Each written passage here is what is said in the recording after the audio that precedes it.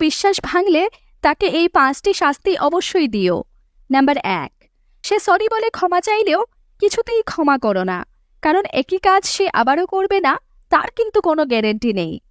Number 2, তার সাথে formal ব্যবহার করো, নিজের কাছের মানুষের তালিকা থেকে তাকে এবার বাদ দাও।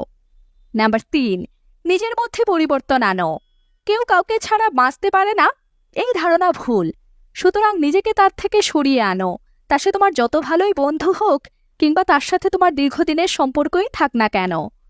নাম্বার 4, সে বিশ্বাস ভেঙেছে এই কথাটা বারবার তাকে মনে করিয়ে দেবার দরকার নেই, কারণ সে খুব ভালো মতো জানে সে কি করেছে, তাই এক্ষেত্রে তোমার নীরবতাই হবে তার জন্য চরম শাস্তি।